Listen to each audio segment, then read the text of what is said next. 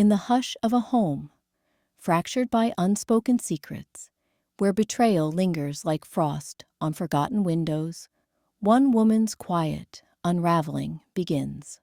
Mara, adrift in the numbness of what was lost, a husband's hidden affair that stole the rhythm from their days, searches the empty spaces for a way back to the voices she loves. The silence presses in, heavy with what remains unsaid, as she ascends the stairs, her footsteps echoing like hesitant breaths in the 3-story townhouse. Mara's footsteps echoed like hesitant breaths in the 3-story townhouse, each one swallowed by the chill that had settled since the affair's unraveling. The air hung heavy, clinical, as if the walls themselves had drawn a veil over the warmth they once cradled. She moved from the foyer upward, fingers trailing the banister's worn wood, cataloging the voids. No clatter of dishes from the kitchen, no murmur of Ava's music filtering from her room. Just the faint hum of the refrigerator downstairs, a mechanical heartbeat mocking the family's stasis. Upstairs, the bedroom door stood ajar, revealing Jonah at the desk, his back a rigid silhouette against the muted gray light from the window. He didn't turn as she paused in the threshold, his pen scratching sporadically across a notepad. Bills, perhaps, or some other road evasion. The revelation replayed in her mind unbidden. That evening 3 weeks ago, his phone buzzing on the counter, her casual glance at the screen, unveiling texts laced with intimacy, not hers. "It's nothing," he'd said. Then, voice flat as the suddenly barren bed between them. Nothing.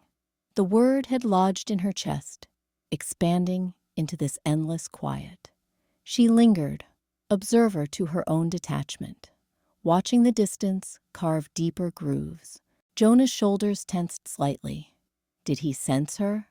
The emotion stirred, a slow uncoiling from numb remove toward something sharper. Anxious, like a wire tightening beneath her skin. She needed to ask, to pierce the facade they'd both polished to a brittle shine. Why? But the words caught, fearing they'd shatter the illusion of fragile peace, leaving only shards. Her gaze drifted to the nightstand, where his phone lay face down, screen dark and unresponsive. It had been like that for days. Unanswered calls from friends, from work, from her unspoken pleas. The empty device gleamed dully, a symbol of every evasion, every question dangling in the ether. Down the hall, Ava's door remained closed. The girl's presence a distant shadow, waiting in her own suspended silence. Mara stepped closer to Jonah, heart quickening with the vector of unease. The house pressed in, demanding she choose. Preserve the hush, or let a single question fracture it. What would happen if the silence broke? As she descended the stairs later that afternoon, Mara's footsteps echoed faintly on the worn hardwood, a hollow rhythm in the dim hallway. She paused, mid-stride, drawn by the glint of faded silver on the wall. A family photo, its frame gathering dust like a shroud. She hadn't dusted it in weeks, maybe months. The neglect felt deliberate now, a way to blur the edges of what once was. Her fingers hovered, not quite touching the glass. There they were, Jonah's arm slung easy around her shoulders, Ava's grin wide and unfiltered.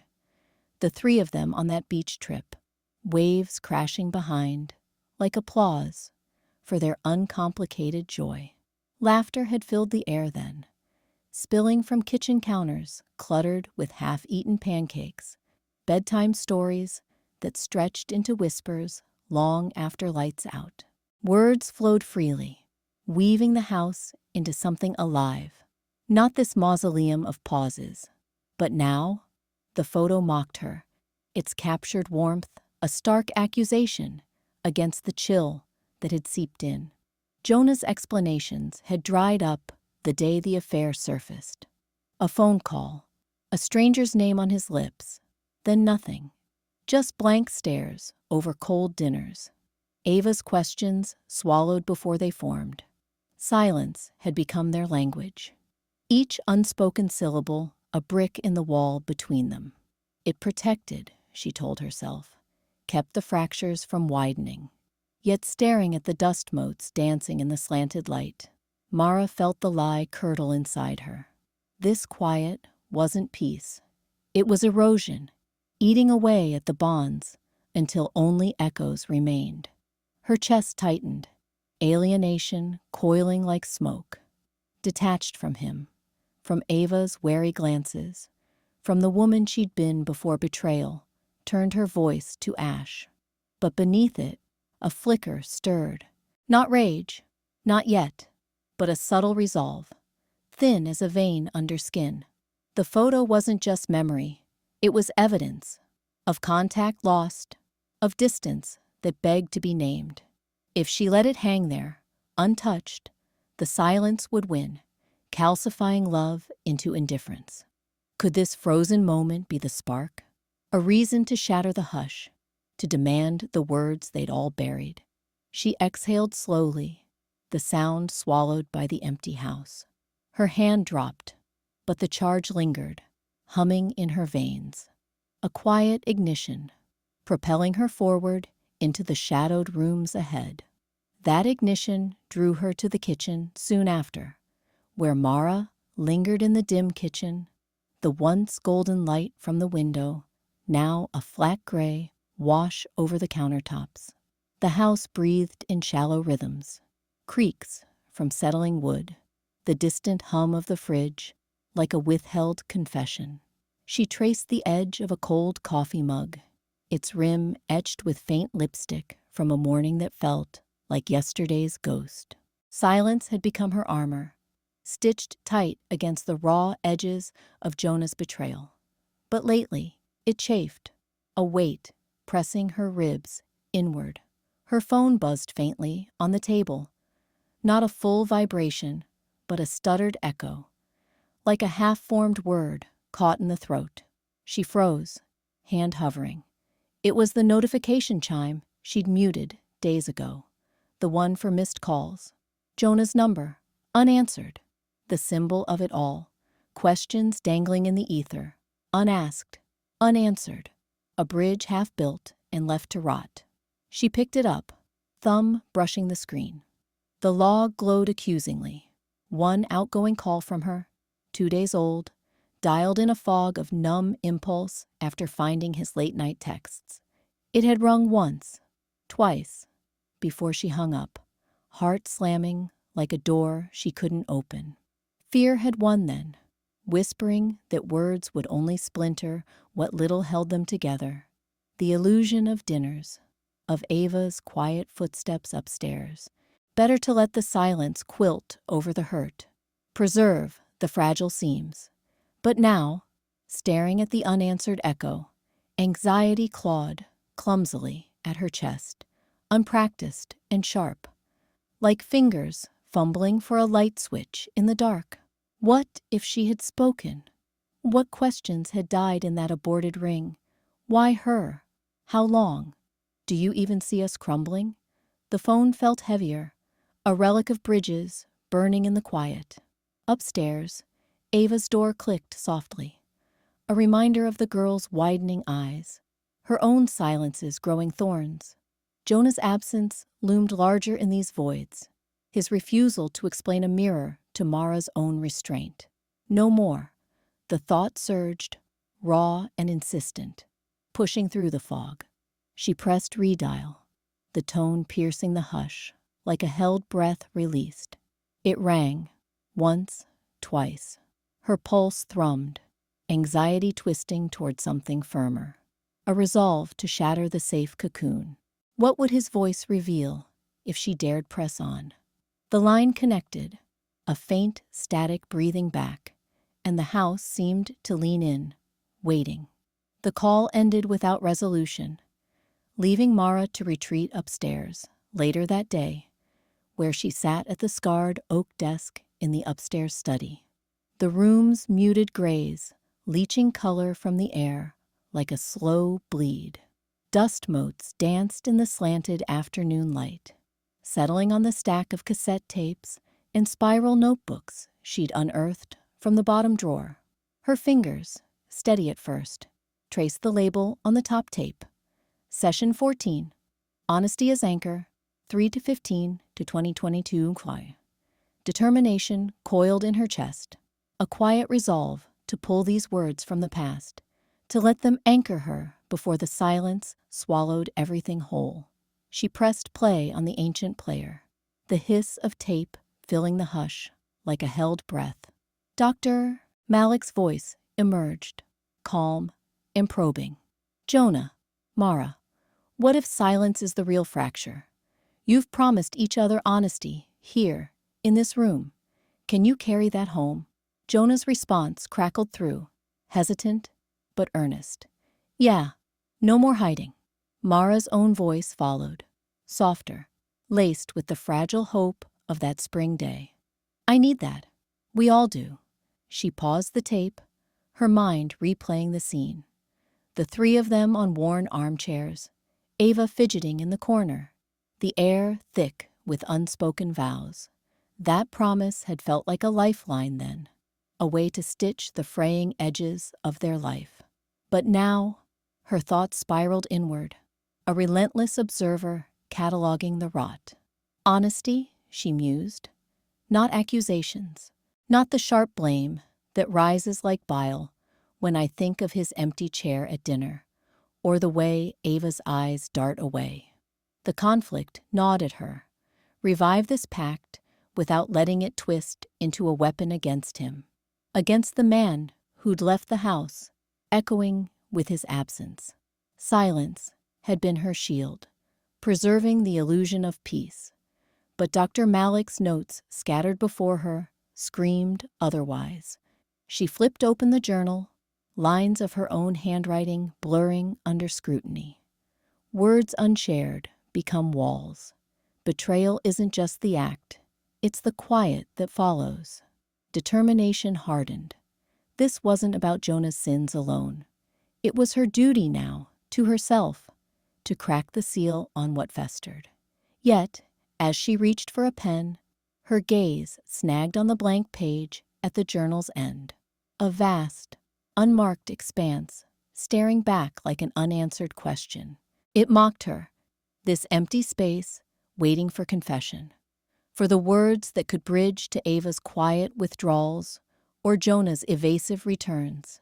Could this old promise, dusted off like these tapes, finally push her voice past the threshold?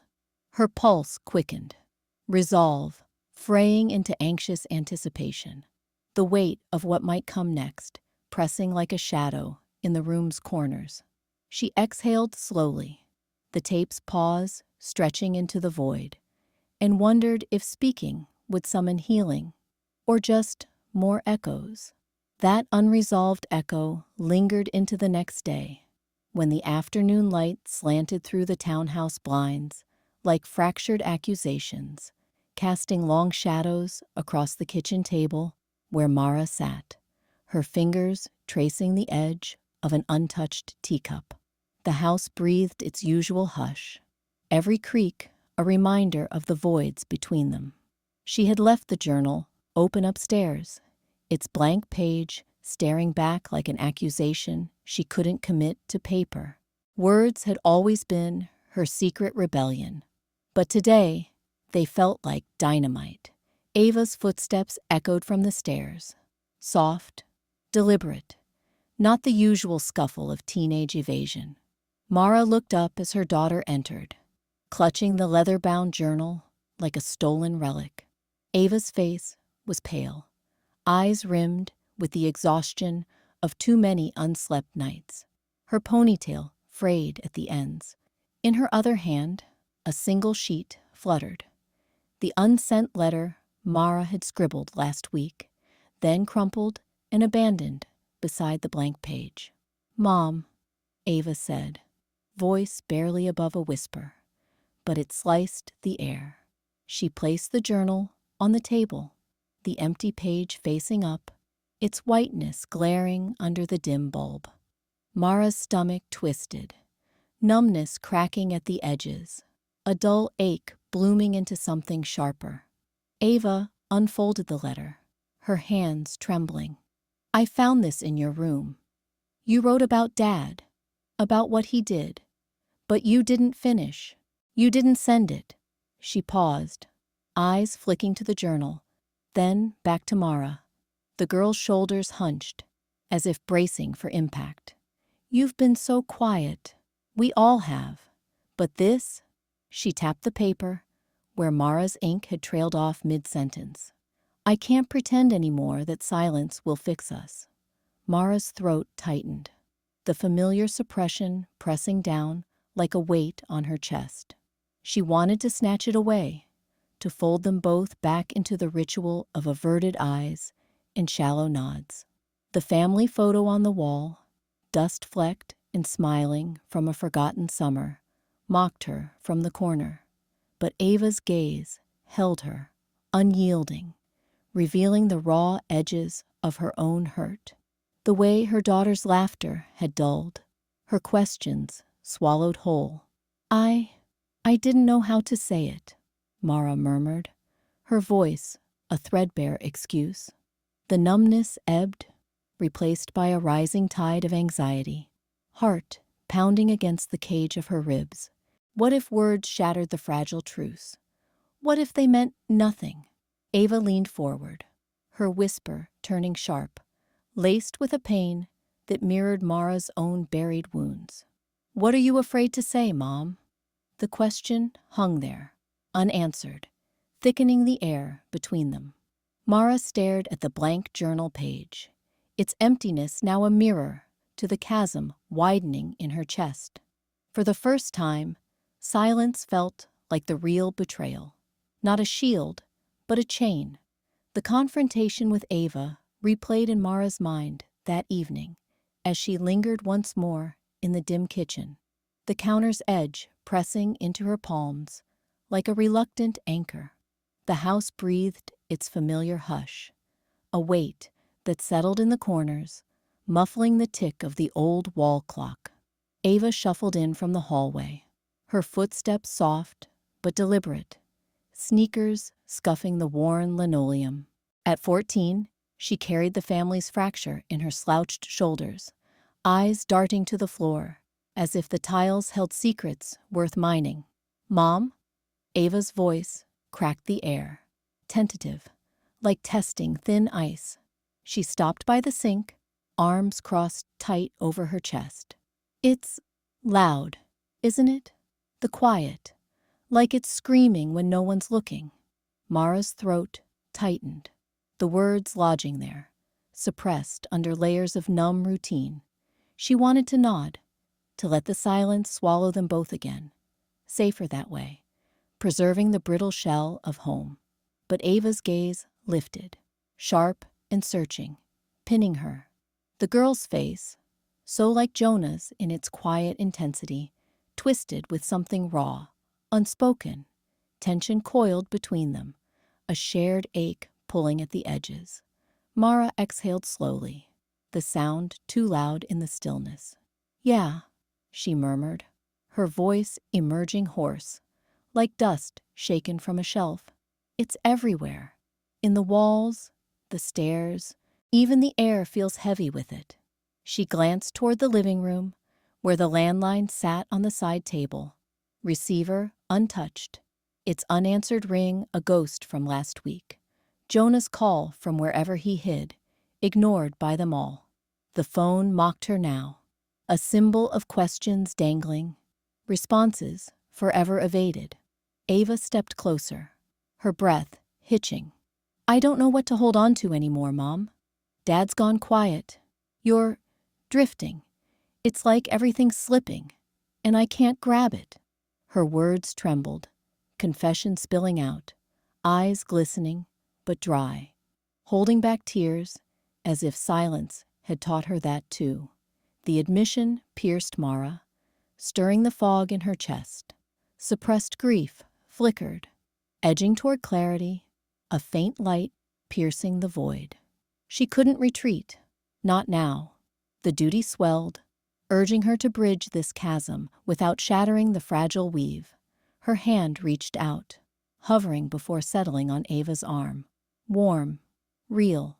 "We're still here," Mara said, the words deliberate, slicing the quiet like a first breath after drowning.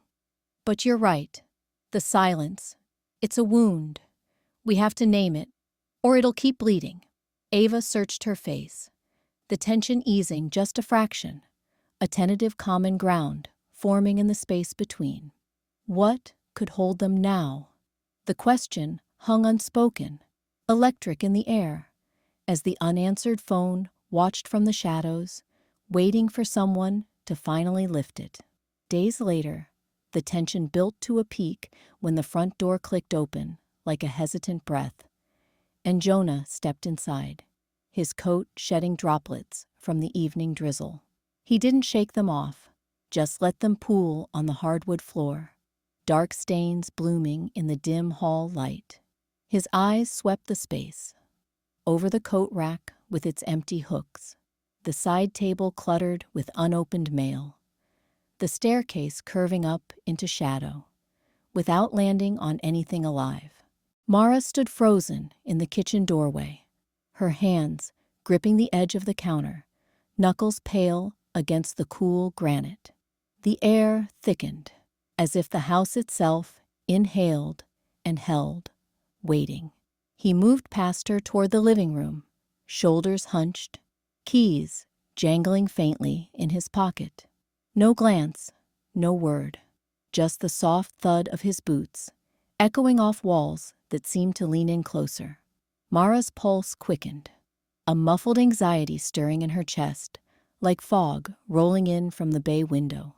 She watched him sink into the armchair by the fireplace, the one they'd shared on quieter nights, now a throne of isolation. The clock on the mantel ticked, once, twice, marking the seconds his silence stretched, heavier than before. On the side table beside him, the phone sat silent, its screen black and unblinking. It had been that way for days, weeks maybe, a relic of calls that never came, questions dispatched into the void. Mara stared at it, the unanswered glow absent, mirroring the hollowness in her throat. How many more games of this silence could they play before it swallowed everything? The thought clawed up, no longer content to whisper. She pushed off the counter, steps deliberate across the threshold, the floor creaking under her weight, a sound too loud in the hush. Jonah's gaze flicked up then, meeting hers for the first time, but his face remained a mask, jaw set, tension coiled denser now, pressing against her ribs like an invisible hand. No more waiting for him to crack the door. She stopped a foot away, arms crossing, not in defense, but resolve. "Jonah," she said, voice low but steady, slicing the quiet. "We can't keep doing this. Tell me why you came back tonight, or if you even know." He shifted, fingers drumming once on the armrest. But the words hung there, demanding. The phone stayed dark beside him, a silent witness to the fracture widening, begging to be bridged or broken. His refusal only deepened the resolve building within her, and the following afternoon, Mara sat in the dim study, the late afternoon light filtering through half-drawn blinds, like a reluctant witness. The townhouse creaked faintly around her, as if the walls themselves were holding their breath. She pressed play on the old recorder, the one she'd unearthed from the drawer weeks ago, its plastic casing worn from disuse. Dr. Malik's voice emerged, steady and insistent, cutting through the hush. "Honesty isn't a luxury, Mara. It's the scaffolding that holds a family upright. You've both promised it here. Jonah, too. Silence after this, it doesn't heal. It hardens everything into stone." The words hung in the air, echoes of a session from 2 years back, before the affair cracked the foundation. Mara's fingers tightened around the device, her pulse a muffled drum in her ears. Anxiety coiled low in her chest, a familiar numbness that had kept her cataloging the emptiness instead of naming it. The house felt like a museum already. Jonah's coat draped over the chair downstairs, untouched. Ava's sketches scattered on the kitchen table, curling at the edges from neglect. If she stayed quiet, that's all they'd become. Exhibits of what was, frozen under glass, gathering dust. But the voice pressed on. Truth hurts, yes, it always does at first. But the alternative? Watching love calcify, day by day, until no one's left to remember why it mattered. Her gaze drifted to the desk, where the blank-page journal lay open, its pristine sheets mocking her. She'd bought it months ago, intending to fill it with the unsaid, the betrayals' sharp edges, Jonah's evasive glances, Ava's wide-eyed silences that mirrored her own. Now it stared back, empty as the rooms above. She reached for it, thumb tracing the spine, the paper cool and unforgiving. How long had she let it sit like this? A symbol of potential words, waiting to shatter or mend. The recording clicked to a stop. Mara exhaled slowly, the sound ragged in the quiet. No more stalling. The promise in Malik's voice ignited something, a tense resolve threading through the anxiety, pulling her upright. Jonah's aloof returns, Ava's probing questions unspoken. They couldn't drift forever in this void. She had to speak, name the grief rotting them from inside, even if it splintered what little remained. Rising, she clutched the journal, its blankness now a challenge. How many more days could she endure this limbo, words dammed up like floodwater, before the museum claimed them all? That challenge culminated that very evening in the dim light of the living room lamp, cast long shadows across the threadbare rug, where the family photo gathered dust on the mantel like a relic from another life. It's this emptiness, Jonah. You came home from her, left us in the dark, and we all pretended it was fine. But it's eating us alive. The dinners we choke down, the rooms we tiptoe through, it's all poisoned by what we won't say. Jonah's jaw clenched, but he didn't look up. Ava's breath hitched, her eyes widening as the details spilled out. Nights Mara had pieced together from silences, from the unanswered phone that still rang in her nightmares. I've been so afraid, Mara continued, stepping forward, the journal thrust out like evidence. Afraid that speaking would break what's left. But this, she slammed it shut, the sound echoing. This blankness, it's us. We've let silence rot everything. Ava, you've seen it, haven't you? The way we drift like ghosts. We have to stop, see the cost, destroy this fragile nothing for a chance at truth. Ava uncrossed her arms, tears streaking her face. Mom, why didn't you say sooner? It hurts more now. Her voice was small, but it pierced the room, pulling Jonah's gaze upward at last. His face crumpled, the weight of his own evasion crashing down. Mara, I thought time would fix it. But Mara's words hung there, a confession that cracked the dam. The anxiety ebbed into something lighter, a tentative liberation, as if voicing the void had loosened its grip, inviting responses that turned monologue into fragile dialogue. Yet the question lingered in the air, unspoken but electric. Could this truth halt the decay, or had silence already gone too deep? In the immediate aftermath, the words hung in the air like frost on a window pane. Mara's confession, a raw unraveling of the silence that had calcified their lives, finally spoken aloud in the dim-lit living room of the townhouse. We've all been bleeding from what we wouldn't say, she had whispered, her voice cracking the ritual hush that had governed them for months. Now, the ensuing quiet was no mere absence. It echoed, bouncing off the high ceilings and bare walls, amplifying the weight of every unsaid breath. The echoing hall beyond the open door seemed to lean in, a cavernous witness to their stasis, its shadows pooling like spilled ink where footsteps once hurried with laughter. Mara sat on the edge of the worn armchair, her hands clasped tight in her lap, knuckles white as if gripping the frayed edge of her courage.